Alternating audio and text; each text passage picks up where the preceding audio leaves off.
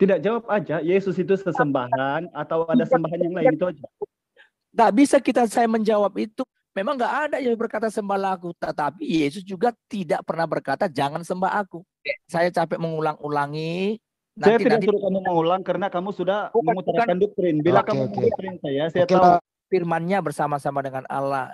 Nah, kata bersama-sama berarti ada firman, ada Allah. Allahmu yang mana? Allahmu yang firman apa yang Allah? Aduh, kata Allah itu kan dalam bahasa Teos ya. Bodrek mana bodrek? Bu Indri ya, jangan Ibu apa kayaknya dibilang nanti nggak paham nanti. Ya, logos bersama dengan teos ya. Apakah logos itu teos? Teos itu adalah logos. Loh, ini dengar aja, bukan saya menjawab loh. Ini baca aja. Logos itu adalah teos.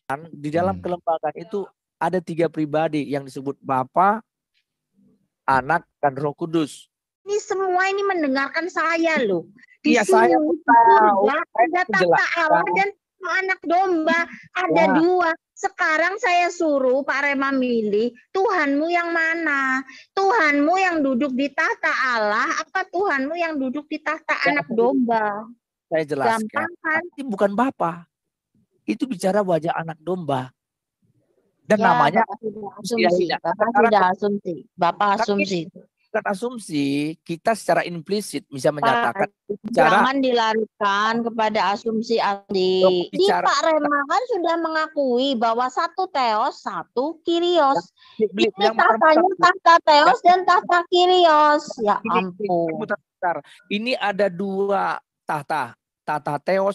Siapa yang mau Anda sembah siapa? Allah apa anak domba? Saya hamba. Jadi sekarang Tuhanmu itu yang teos apa yang kyrios? Ya kyrios lah. Mana sih kau nih? Oh, jadi Tuhanmu kyrios. Iya, kau dari tadi ngomong kan bilang kok balik. Terus teosnya suruh.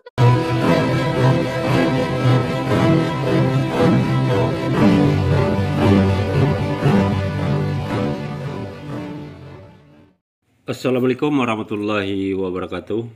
Alhamdulillahillazi hadana li hadza wa ma kunna linahtadiya laula an hadanallah. Asyhadu an la ilaha illallah wahdahu la syarikalah wa asyhadu anna Muhammadan abduhu wa rasuluh. Puji syukur kehadirat Allah Subhanahu wa taala karena kita masih diberi waktu dan kesempatan berjumpa kembali melalui channel Salam Satu Akidah. Semoga kita semua dirahmati Allah dan diberi kekuatan serta keteguhan hati di dalam iman Islam untuk terus meningkatkan iman serta ketakwaan kita kepada Allah Subhanahu wa taala. Baik, saudaraku semuanya, pada kesempatan kali ini kita akan menyaksikan sebuah diskusi yang cukup menarik untuk kita simak bersama ya. Karena di sini melibatkan 2 orang mu'alaf cerdas kita. Yang pertama dari negeri jiran Malaysia ya, dengan menggunakan nama Hidayah Mu'alaf beserta saudari Indri yang belum lama ini memeluk agama Islam ya, tetapi beliau ini sudah sangat memahami mana ajaran yang benar dan mana ajaran yang hasil doktrin ya. Nah, kemudian topik diskusi itu tidak akan jauh berbeda ya dari diskusi maupun debat yang sering kita dengarkan, yaitu tentang oknum yang bernama Yesus ya. Karena kita sebagai umat muslim tentu sangat meyakini bahwa Nabi Isa atau Yesus tersebut adalah utusan Allah Subhanahu wa taala. Sementara umat Kristen meyakini Yesus adalah Tuhan. Nah, di dalam diskusi ini cukup banyak pertanyaan-pertanyaan yang sangat sulit untuk dijawab oleh pihak Kristen ya, sehingga harus menggunakan asumsi untuk menjelaskannya. Nah, bagaimana diskusi selengkapnya kita akan simak bersama. Namun sebelumnya saya mengucapkan terima kasih kepada saudaraku semua yang sudah mendukung channel ini dengan subscribe, like, serta share-nya. Dan begitu juga kita dukung channel Islam lain untuk terus bersama mementeng umat dari upaya pemurtatan serta penangkalan akidah umat Islam.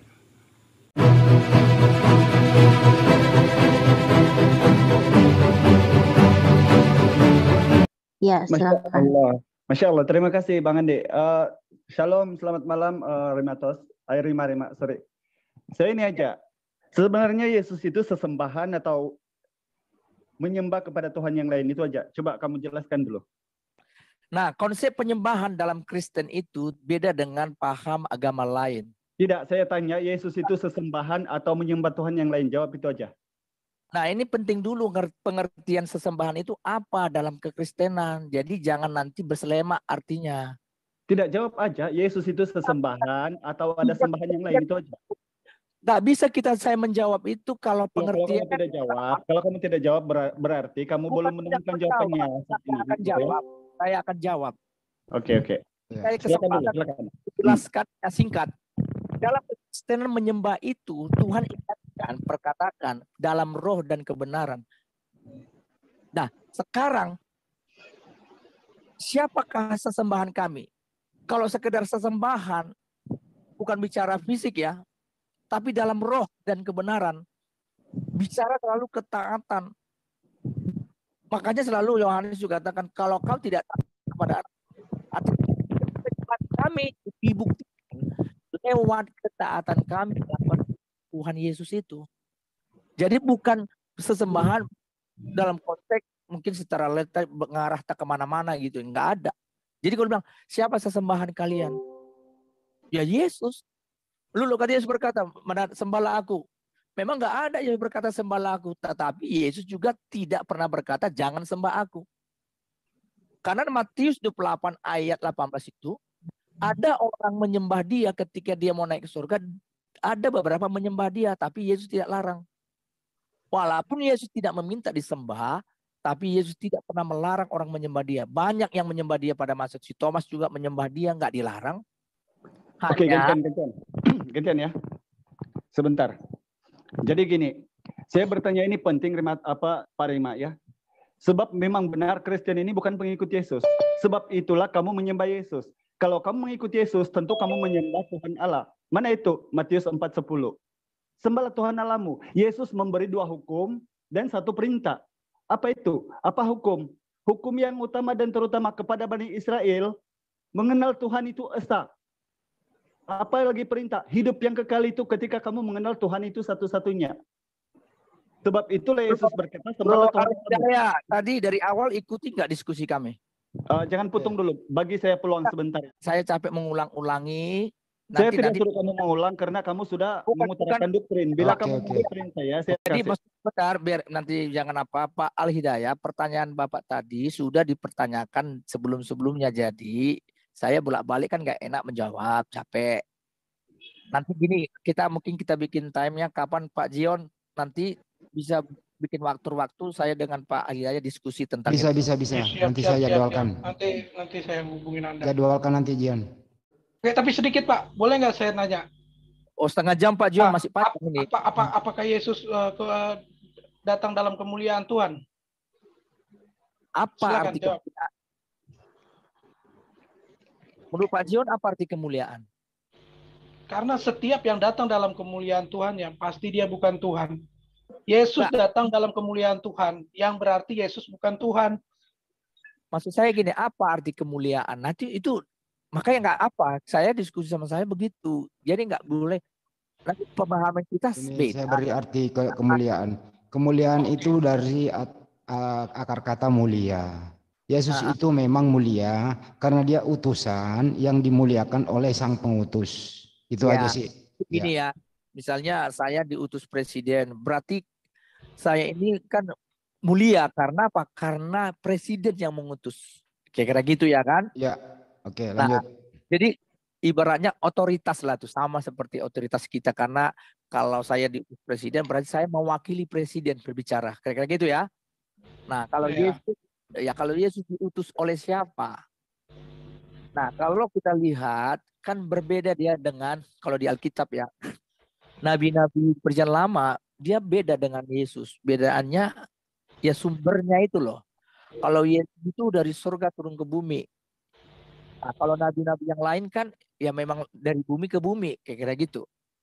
Oke, kalau gitu saya kasih pertanyaan yang lebih singkat aja, jelas. Saya mau bertanya nih sama Pak Rema. Sebenarnya kalau Yesus punya kemuliaan, itu Yesus kemuliaannya punya siapa? Ya kan jelas dikatakan, muliakanlah aku Bapa seperti kemuliaan yang pernah kau berikan sebelum dunia dijadikan. Jadi, kan seperti saya katakan, Yesus itu karena punya sumber dari Bapa. Bapa ini misterius. Karena Yesus berkata tidak seorang pun mengenal Bapa kecuali anak. Kan, Nah, oke? ya. Bapak misterius, nggak Ya. apa-apa, dengerin dulu aja. Sebentar, Pak Rema itu sudah menjelaskan sendiri bahwa Berarti Yesus bukan Tuhan. sumbernya itu dari Bapa, Pak Rema. Saya sudah jelaskan progresifnya itu kan bicara prainkarnasi. Jadi kalau bicara prainkarnasi itu kan ada lagi inkarnasi, terus ada lagi pasca inkarnasi. Jadi kalau kita bicara prainkarnasi harus terkait lagi ke inkarnasi, terkait lagi ke prainkarnasi. Jadi menurut Pak Rema, Yesus ini ada 2 tahap. 3. 3 ya? Prainkarnasi, artinya sebelum inkarnasi siapa dia? Anak. Terus yang kedua? Katakan dia sebagai anak. Kenapa anak? Itu kan bicara dia bersumber. Ya, seperti saya nih anak Medan, berarti saya dari Medan gitu kira-kira ya. Jadi anak ini inkarnasi. Nah, diberi nama Yesua Apatia atau terjemahan Indonesia Yesus Kristus. Nah, ketika dia menjadi manusia, nah ini kan disebut inkarnasi dan proses disinilah seperti teman-teman Muslim katakan tadi, dia utusan, dia manusia, bla bla bla bla, dia tidak tahu apa-apa. Ya namanya manusia, dia mengosongkan diri. Itu Paulus jelas mengatakan. Yesus itu ketika menjadi manusia, nih mau saya jelaskan ini, dia dinolkan. Artinya dinolkan. Dia dinolkan keilahiannya. Kalau masalah ilahi bro, kita cuma ilahinya ini. Maksudnya pemahaman dia, otoritas dia itu dinolkan. Makanya Lukas juga sangat bagus menjelaskan dia bertumbuh. Kan dia sebagaimana dikatakan dia bertumbuh, bertambah hikmatnya, kan dikatakan di situ. Ada tuh bertambah hikmatnya. Jadi dia memang dinolkan. Jadi terus lanjut. Lukas 1:80 kan? Siapa lagi ini? Sekarang ini dong. Ibu Indri sebentar. Lukas 2:40 ya. Ini ketika inkarnasi. Anak itu bicara Yesus bertambah besar menjadi kuat penuh hikmat. Oke? Dan di Lukas 2:52 dan Yesus makin bertambah besar, bertambah hikmatnya dan besarnya dan makin dikasihi Allah dan manusia. Jadi Yesus yang prainkarnasi sebelum menjadi manusia atau disebut anak itu menjadi manusia. Kata menjadi berarti dia nggak bisa lagi kembali dengan status anak, istilahnya punya otoritas seperti di awal sebelum menjadi manusia. Jadi bagaimana saudara dan saya dia bertambah besar, dia makan minum, dia bertambah pengetahuannya semakin mengerti, dia belajar. Tetapi dia kan spesial. Karena apa? Karena dia dari surga turun ke bumi. Dia beda dengan yang lain-lainnya. Dia kalau Ibrani mencatat, Ibrani 1:1-2 itu dari dulu Allah mengirim nabi-nabinya dan sekarang dia mengutus anaknya. Nah kan beda dia statusnya istilahnya kata sifatnya dia anak tapi kata kerja utusan. Nah, jadi Yesus itu bertumbuh sebagaimana normalnya. Hanya satu lagi perbedaannya, Yesus itu mau dipimpin Roh Kudus. Roh Kudus itu pribadi yang ketiga dari keilahi Bapa. Dia memimpin Yesus sepenuhnya. Makanya Yesus bisa melakukan mujizat. Karena Roh Kudus dijelaskan Kisah 1:8 adalah kuasa Bapa. Jadi kuasa Bapa itu Roh Kudus itu kalau Roh Kudus turun ke atas orang percaya maka mereka akan memiliki otoritas bisa seperti mengusir setan. Tapi ingat Bro Rema bahwa Yesus itu kisahnya hilang kurang lebih 17 tahun loh. Nah kalau masalah tentang itu memang harus saya nggak bisa komentar ya karena tidak ada baca tentang bagaimana Yesus setelah 12 tahun dijelaskan Lukas, tetapi setelah itu selama 17 tahun ya. Kurang lebih. Nah, kurang lebih kemana dia? Nah ini terang saya nggak berani bicara. Kenapa harus nggak diceritakan? Karena memang secara dia kan menggenapi hukum. Dia harus menggenapi yang dinubuatkan. dia tradisi Israel, hukum yang Israel itu umur 30 tahun baru bisa memulai pelayanan sebagai orang Israel Tapi sejati. kalau menurut saya ya, kalau ini jujur, kisah ini nggak hilang, saya yakin, ya, saya yakin dan pasti tidak ada Kristen, bro. Nah, segini, kalau bicara seperti yakin-yakinan itu abstrak ya. Nggak bisa kita bicara yakin sesuatu yang kita tidak tahu juga. Bagi saya itu cara berpikir yang nggak bijak lah ya. Kita memahami, meyakini sesuatu yang kita juga nggak tahu. Nah, itu namanya beli kucing dalam karung namanya itu. Jadi begini aja, yang datanya yang ada saja mendingan itu dipelajari. Untuk apa kita menafsir sesuatu yang kita juga tidak tahu tuh. Tapi kalau menurut asumsi saya, ini saya asumsi ya. Karena berdasarkan juga dalilnya itu bahwa di kalangan Israel umur 30 tahun baru diizinkan memulai sebuah pelayanan. Contoh, berbicara di sinagoge. Itu nggak boleh di bawah umur 30. Harus 30 tahun. Itu syaratnya. Makanya dikatakan dia berumur 30 tahun memulai pelayanannya. Dan dalam perjanjian lama ada aturan itu loh. Itu disebut tuh aturan itu. Bang, sedikit Bang. Boleh Bang? Dari tadi sedikit kok. Gimana? Enggak, Nggak apa-apa, santai aja, santai, lanjut. Kan saya tangkap omongan Pak Rema ini mengusir setan. Coba Mbak Indri lihat Matius 12 nomor 28 Mbak Indri. Matius 12 ayat 28. Ya, Yesus mengusir setan dengan kuasa siapa? Kuasa Roh Allah. Ya, silakan dibaca. Iya. Bu Indri, silakan. Iya. Iya, sebentar. Oh, Bapak jangan bantah. Tunggu saya selesai baru. Saya akan dengerin Bapak lagi. Saya bilang kan betul. Nah, silakan. Saya jelaskan ya. Saya tanya, ketika Yesus di bumi, dia punya kuasa apa tidak? Silakan. Ya, ini saya mau baca dulu ya, Pak. Ya, silakan. Sebentar ya, sebentar. Ini sebenarnya saya lagi buka ayat lain, jadi saya jadi tetapi jika aku mengusir setan dengan kuasa Roh Allah, maka sesungguhnya kerajaan berapa tadi? Matius 12 ya? Ya, nomor 28. 28. Oke. 28. Ya. Tetapi jika aku mengusir setan dengan kuasa Roh Allah, maka sesungguhnya kerajaan Allah sudah datang kepadamu. Ya. Jadi pertanyaannya apa? Yesus mengaku bila mana ia mengusir setan, itu dilakukan dengan bantuan kuasa Roh Allah. Bukan dengan kuasanya dia sendiri. Pengakuan Yesus, jangan kamu iniin Pak Rema ya. Dengan jujur, dengan polos tersebut, memberikan satu makna bahwa apa yang dia lakukan itu semua atas kuasa Roh Allah. Bukan atas kuasa dia sendiri, sebab dia bukan Tuhan yang maha kuasa. Dari ayat tersebut, kalau saya perhatikan dapat ditarik kesimpulannya ya. Setiap yang mengusir setan atas nama bantuan Roh Allah, pasti bukan Allah. Yesus mengusir setan atas bantuan Roh Allah, berarti Yesus bukan Allah. Setiap yang tidak punya kuasa mengusir setan, pasti bukan Tuhan. Yesus tidak punya kuasa mengusir setan, berarti Yesus bukan Tuhan. Untuk mengusir setan saja Yesus harus meminta bantuan dari Roh Allah.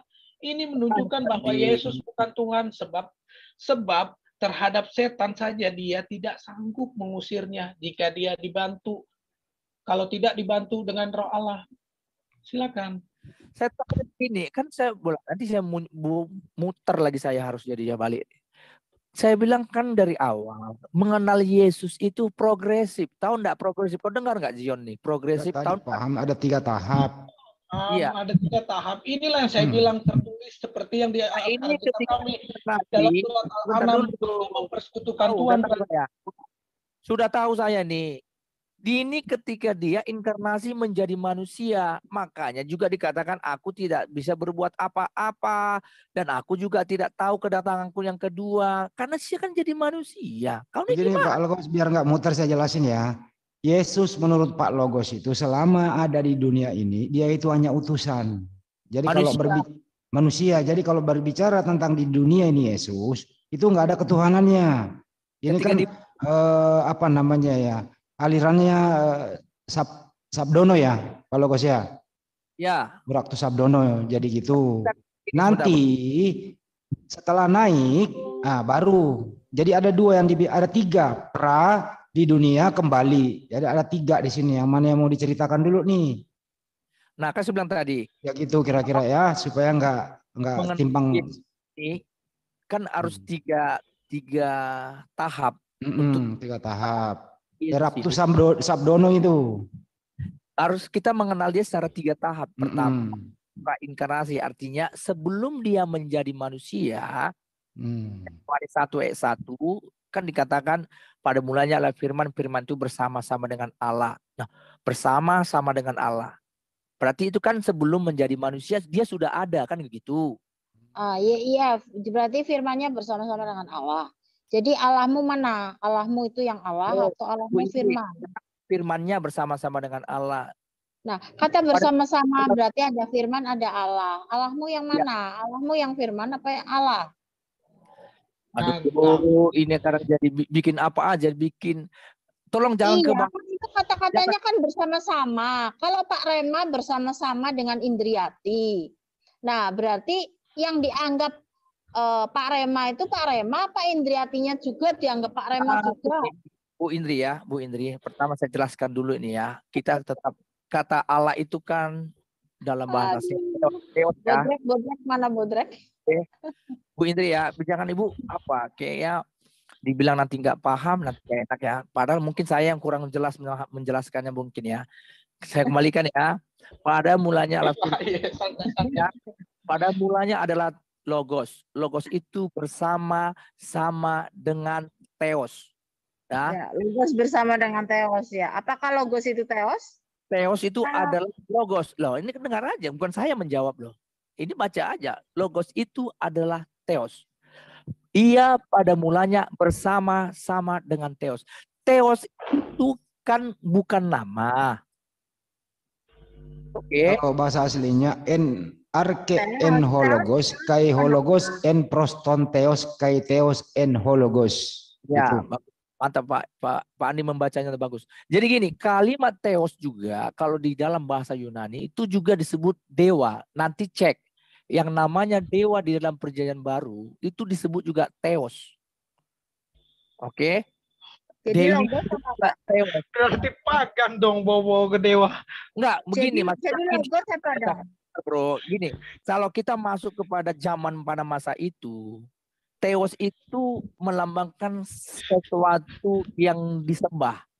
Tapi siapa di teos itu? Ada yang mengatakan bagi orang pada masa itu ya, kita masuk dulu mana ke zaman itu. Teos itu sesembahan. Sudah. Nah, namanya siapa? Macam-macam lah sesuai dengan keyakinan masing-masing. Nah, di dalam ayat ini kan masih kabur ini. Siapa teos itu? Ya teos itu di dalam kekristenan kan kelembagaan. Karena di dalam teos itu ada 3 pribadi. Salah satunya yang disebut firman. Nah, firman itu atau logos. Karena firman juga di dalam bahasa Yunani itu ada 3. Satu untuk logos, satu lagi rema. Jadi ingat ya Pak Rema itu mengatakan ya ada kelembagaan Tuhan. Gitu ya. loh. Gitu. Allah ini atau teos paham nggak lu kelembagaan Tuhan? Kelembagaan, di dalam kelembagaan itu ada 3 pribadi yang disebut Bapa, Anak, dan Roh Kudus. Tambah bingung Ibu Indri sama Jion ini. Nah, enggak, kalau Bu Indri pasti yang ngerti itu. Bu Indri yang ngerti ini. Karena dia dari sana kan. Jadi, kalau dipertanyakan tadi, siapa Allahmu? Allah itu apa dulu kalau menurut Bu Indri memandang dari sudut Al-Quran? Nah kan jadi beda ketika bicara dari sudut pandang Bible dalam bahasa asli. Kan begitu. Makanya saya akui seperti kata Pak Adi tadi. Saya sebenarnya lebih bagus kata Allah ini diganti supaya jangan membingungkan. Mantap, LAI dengerin tuh LAI. Jadi supaya jangan membingungkan, ya bisa aja langsung ke bahasa aslinya aja kan. Firman itu adalah teos, nggak apa-apa kan, nggak ada masalah sebenarnya. Kalau dulu mungkin bolehlah untuk memperkenalkannya kepada Indonesia ini. Kalau sekarang kan sudah bebas ya, sudah pintar-pintarnya orang buka Alkitab dari terjemahan asli, udah gampang langsung bisa ke sumber A1 kan. Nah mudah-mudahan LAI dengar ini supaya ini diganti aja yang sebut Allah ini disebut langsung terjemahan aslinya teos, udah selesailah. Supaya jangan ada lagi ribut-ribut kita ini Mas ini. Karena nggak ada ngaruhnya mau disebut Theos kah, Allah kah itu, mau disebut Tuhan, nggak ada ngaruh. Karena yang paling inti sekarang pengajaran Yesus tentang kasih itu. Ya apa perintahnya? Mengasihi Yesus lebih dari segalanya. Kedua, mengasihi sesama seperti Yesus mengasihi. Sudah, itu Jadi aja. gini aja, Om Rema, nanti waktunya mau habis. Diputuskan di sini ada 3 ya, praeksistensi. Yesus Ya. pertama, praeksistensi, lahir di bumi sebagai utusan, kembali lagi menjadi lembaga kealahan itu. Nah, sekarang difokuskan sebenarnya siapa sih yang menciptakan alam semesta ini? Kembali ke topik biar Bu Indri masuk. Silakan. Pak Andi, sorry gini ya. Dia bukan kembali ya Pak Andi ya. Sorry gini.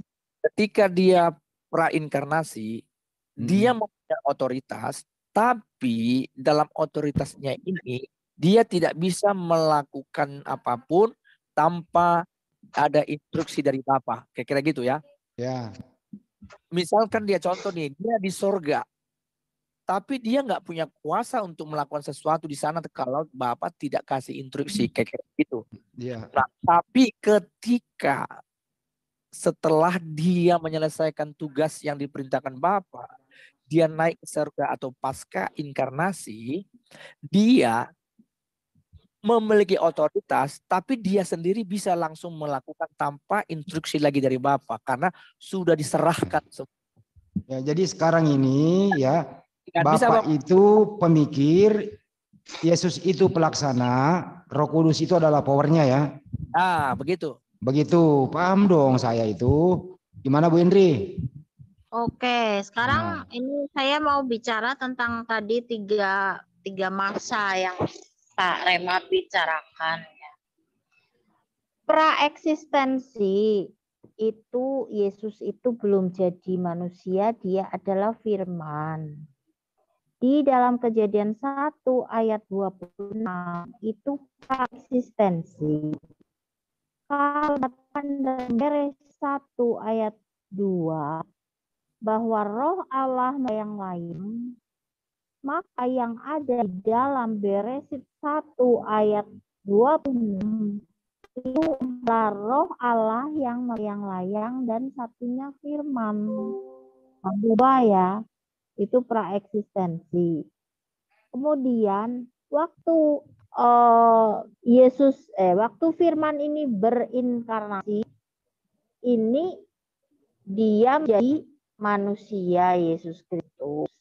Ketika Yesus praeksistensi juga, di sana ada roh Allah yang melayang-layang mempunyai otoritas tertinggi. Ditunjukkan dari Amsal 8 ayat 22.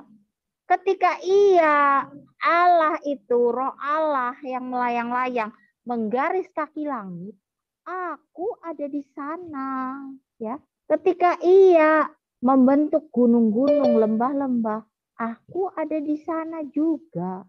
Jadi praeksistensi ini, anak kesayangan ini di sana bersama-sama dengan Allah. Jadi kalau Pak Rema bicara bahwa Yesus adalah Allah sendiri. Suaranya menghilang Bu Indri. Coba kalau Pak Rema berbicara bahwa Yesus adalah Allah sendiri, ini seharusnya Allahnya satu. Di sana nggak ada kata kita. Kalau ada kata kita, berarti ada Allah, roh Allah yang melayang-layang itu, ada firman. Nah, sesuai dengan Yohanes 1 ayat 1. Nih, jadi Yohanes 1 ayat 1 itu kan logos kan bersama Theos. Nah, cocok dengan Kejadian 1 ayat 26. Logos ini bersama Theos sedang menciptakan manusia Adam menurut gambar dan rupa mereka. Nah, saya jelaskan lagi sekarang setelah Yesus inkarnasi di dunia jadi manusia, tetap saja mereka ada dua. Saya bacakan ayatnya ya. Wahyu pasal 22 ayat yang ketiga. Maka tidak akan ada lagi laknat.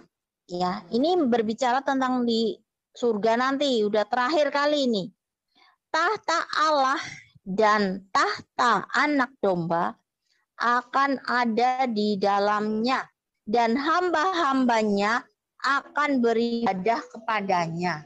Jadi praeksistensi dia ada dua, roh Allah yang melayang-layang dan firman ditunjukkan di Kejadian 1 ayat 26 penciptaan Adam.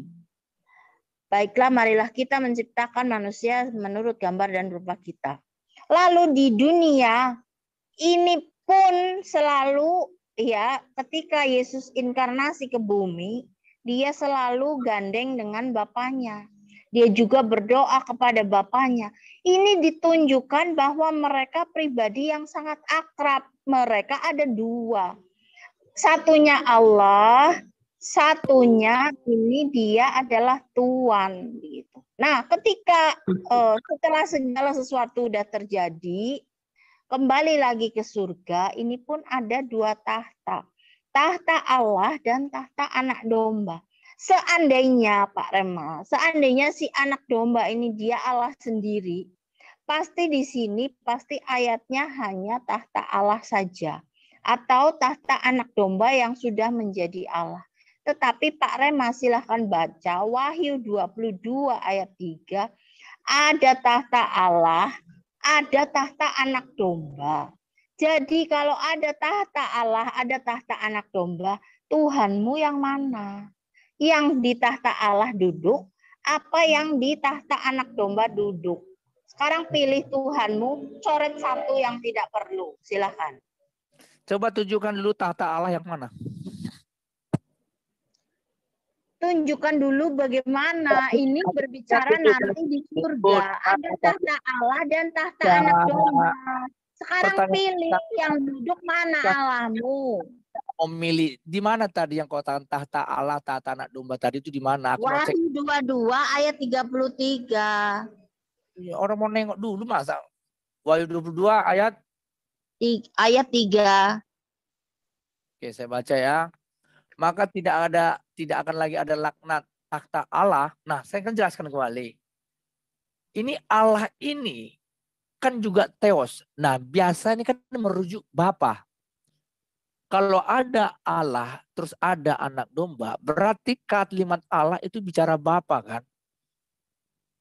Itu Bapa. Berarti ada dua di situ. Itu ada dua. Ini peserta ini audiens ini semua ini mendengarkan saya loh. Di saya tahu. Ada tahta Allah dan anak domba. Ada dua. Sekarang saya suruh Pak Rema milih Tuhanmu yang mana? Tuhanmu yang duduk di tahta Allah apa Tuhanmu yang duduk di tahta anak domba? Saya jelaskan. Gampang kan? Pilih salah satu.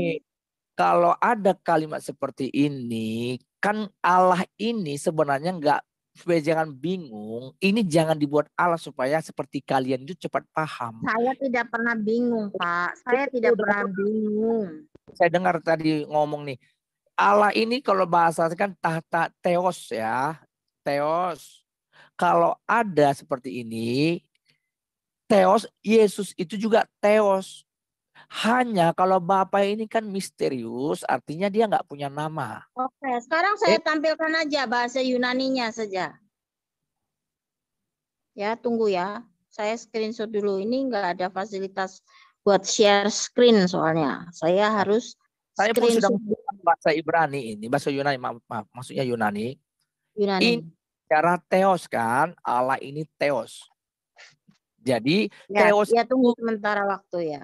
Theos itu kalau ada kalimat Theos tapi didampingin dengan seperti tata anak domba, berarti bicara tentang yang Allah ini bicara Bapa, kan begitu. Revelation 22 verse 3.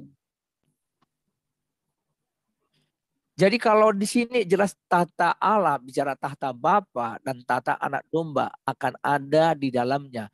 Hamba-hambanya akan beribadah kepadanya dan mereka akan melihat wajahnya dan namanya akan tertulis dari mereka. Siapa bicaranya yang ini? Berarti bicara Yesus. Karena kalau Bapa itu misterius, tidak akan pernah siapapun pernah melihat dia sekalipun nanti di surga.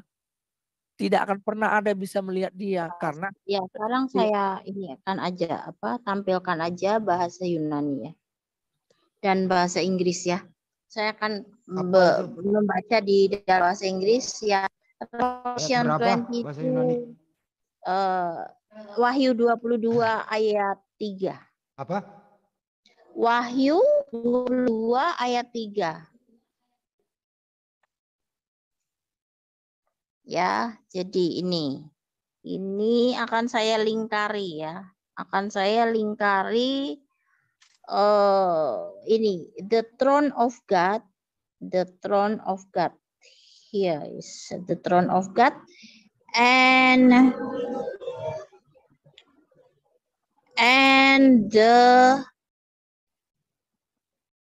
Aduh, Bu and the Indri, lamb. And the usahlah lamb. mau pamer bisa bahasa Inggris nggak Ya. penting. Kita yang kepada Bukan pamer. Ini Gini, Theos ya. kata- Ini Theos, throne of God ya. iya, Ini tahta Theos, throne dan of tahta Theo domba. ya. Oke. Ini. The Yang- lamb ini apa ini? Arnew. Dari tadi Ibu Arnew. sudah jawab. Nah, Tanya ini lagi. kan saya tampilkan ini. Kan tadi Ya. kan bicara katanya Theos. Ya, Theos sama lamb ya, the lamb ya. Ini Ya. saya tampilkan ya. Jadi ini Ya. ada dua, tronnya ada dua begitu. Ya, Ya. enggak. Saya enggak pamer bahasa. Saya Iya. pada Pak Rema. Di Iya. sini ada dua tahta. Begitu. Jadi Pak Rema juga harus lihat ini. Ini yang Theos nih, tahtanya Theos nih. Nah, Iya. ini tahtanya the lamb nih. Nah, ini di sini. Ayat 3-nya semua. Maka tidak akan ada lagi laknat. Tahta Allah dan tahta anak domba akan ada di dalamnya. Dan hamba-hambanya akan beribadah kepadanya. Dan mereka akan melihat wajahnya. Pertanyaannya, kepada siapakah akan beribadah? Ini dikatakan di sini. Hamba-hambanya akan beribadah kepadanya. Dan mereka akan melihat wajahnya. Nah, wajah siapa yang kami lihat? Pasti bukan Bapa. Itu bicara wajah anak domba. Dan Ya, namanya Bapak asumsi.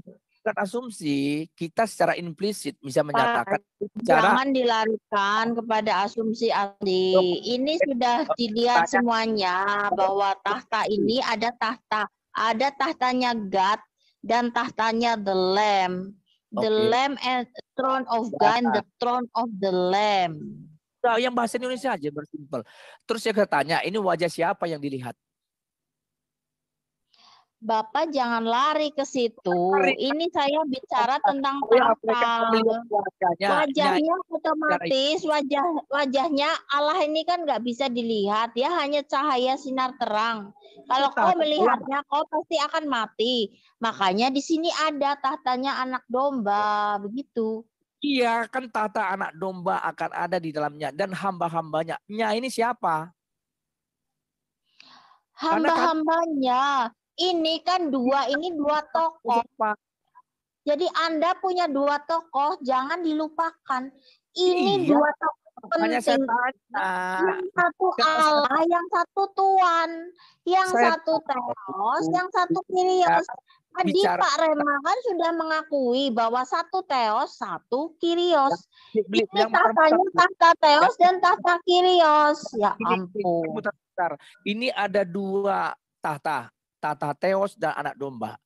Dan sekarang kan dilanjutkan akan ada di dalamnya. Dan hamba-hambanya, ini hamba-hambanya ini maksudnya siapa yang disebutnya di sini? Siapa? Akan beribadah kepadanya. Dan mereka akan melihat wajahnya. Karena wajahnya kan bisa dilihat. Ini siapa? Udah pasti bicara tentang anak domba. Karena sama-sama punya tahta di sana mereka berdua. Ada tahta Theos, ada tahta anak domba. Dan hamba-hambanya, kami juga disebut hamba-hambanya Yesus. Dan yang akan beribadah kepadanya. Terus pertanyaan, siapa yang kamu sembah? Kan jelas di sini dikatakan, siapa hamba-hambanya itu?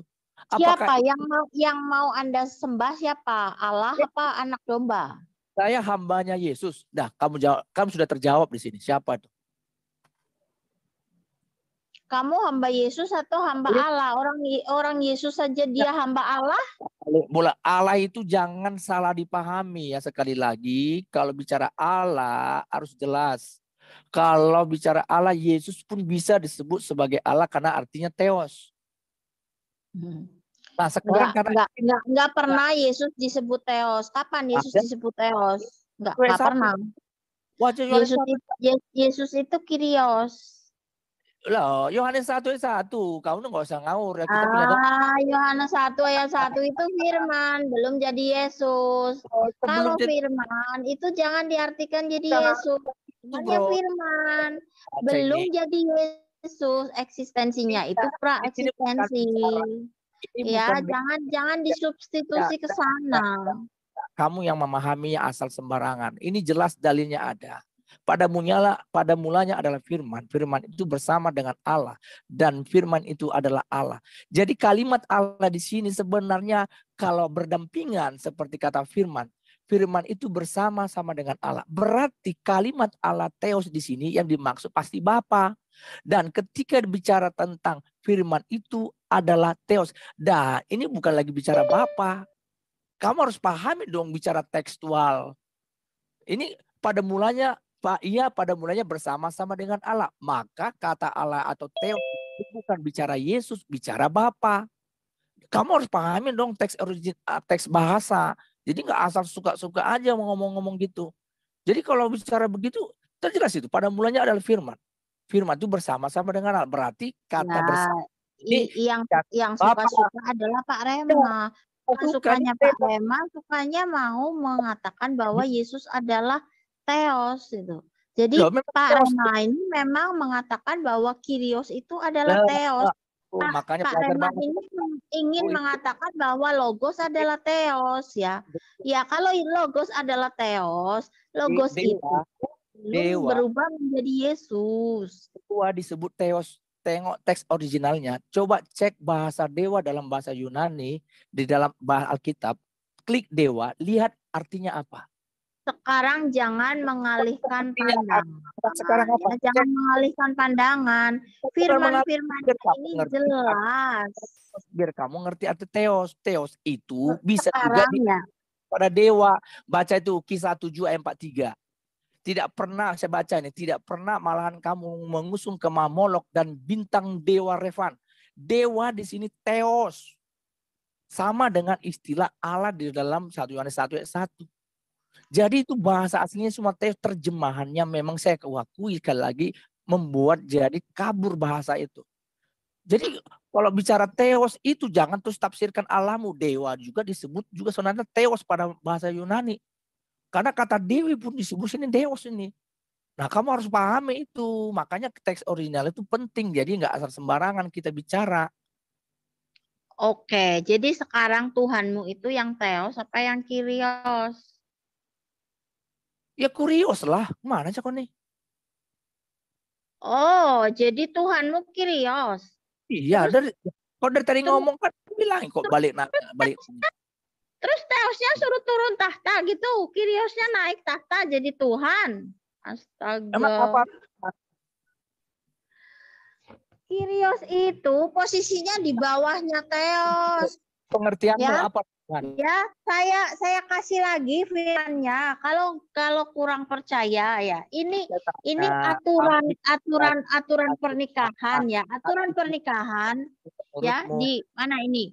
Ini 1 Korintus 11 ayat 3 dikatakan, tetapi aku mau supaya kamu mengetahui hal ini, yaitu kepala dari laki-laki ialah Kristus. Kepala dari perempuan ialah laki-laki dan kepala dari Kristus ialah Allah.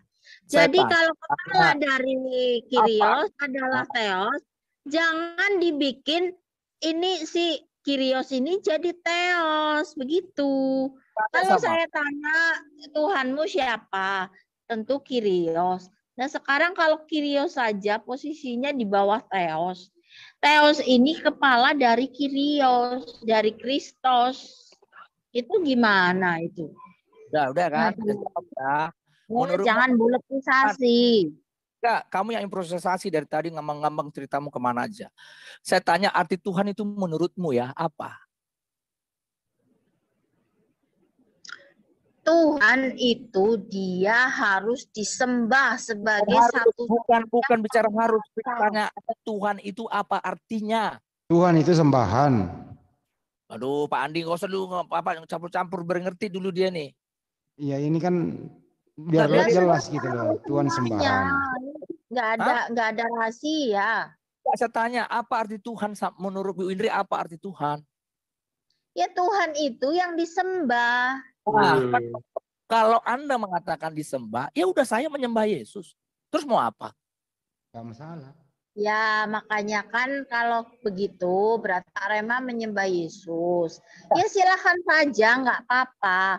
Tetapi Alkitab tidak pernah mengajarkan untuk Anda menyembah Yesus. Coba. Tadi kan ayatnya dikatakan kalau Anda mengasihi Yesus, Anda mengikuti firman-Nya. Apa yang disampaikan Yesus itu bukan dari diri Yesus sendiri. Gak usah dulu ngomong yang aneh ke sana. Di mana? Tunjukkan alatnya. Di mana Yesus melarang dia disembah? Yesus tidak pernah melarang secara spesifik, tetapi ada tanda-tandanya. Yesus, bentar Bu, Yesus nggak pernah mengatakan dirinya sembahlah aku, tapi dia memperkenalkan sembahan yang patut disembah, gitu loh. Sekarang kan suruh sama kalian, bolak-balik ngomong lagi kita nih. Penyembahan di dalam kekristenan itu bukan bicara tentang sikap tubuh kan, tapi ketaatan. Perintah Yesus sudah jelas. Waktu dalam Matius 28, Yesus yang ngomong ya, bukan saya ya. Ajarlah mereka melakukan apa yang kuperintahkan. Perintahnya apa? Nah kan perlu kita jelas ketahui. Perintahnya apa? Nah perintahnya sebenarnya dirangkum hanya 2 hajanya sebenarnya dari semua itu. Mengasihi Yesus lebih dari segalanya. Makanya Yesus berkata setiap orang yang mengasihi aku bukan mengasihi Bapa. Kenapa? Karena otoritas dia tahu dia akan diberikan kepadanya. Jadi urusan-urusan tentang surga dan bumi. Sekarang yang mengurus itu Yesus. Jadi mengurus itu Yesus. Istilahnya kan sudah diberikan kepada Yesus. Nanti seperti Ibu Indri mengatakan. Di endingnya nanti setelah semua diberes urusan masalah manusia ini. Sudah baru semua diserahkan kepada Bapa. Tapi kalau sekarang diserahkan kepada Yesus. Yesus yang mengurus semuanya. Ya udah kalau kalian mau percaya atau tidak ya terserah. Kan bagi saya kan menjelaskan aja. Hanya mengulangi apa yang diucapkan Yesus. Jadi nggak ada lagi yang mau bicara gimana. Kalau Anda bilang menyembah kepada Bapa. Ya Yesus sudah berkata kalau kau sebenarnya percaya kepada aku. Kau percaya kepada Bapa. Kau melakukan perintahku. Kau melakukan perintah Bapa. Kalau bicara Esa sekali lagi. Esa itu gimana dulu. Jangan kalian bawa Esa itu satu. Esa itu bukan bicara satu tunggal. Bisa satu organisasi. Esa juga namanya. Jadi Esa itu jangan dipahami satu tunggal gitu dalam arti satu orang, enggak biasa satu organisasi juga Esa itu. Jadi Esa itu yang dimana yang dimaksud di dalam kekristenan ya begitu ya bisa kalau Anda memahami Esa itu beda. Ada lagi kita bicara ya kan? Ya Esa dimaksud Yesus ya kita lihat sebelum dunia ini ada sudah ada dia. Dia yang menjadikan dunia. Yohanes 1 jelas katakan ayat 10. Dunia tidak mengenal dia, dia menciptakan dunia. Kan dijelaskan itu. Nah, nanti kalau bicara siapa yang kamu sembah, pertanyaannya tuh, ya sembah yang definisi siapa mau dibuat nih? Kalau definisi Kristen, sembah itu bicara ketaatan sama kami.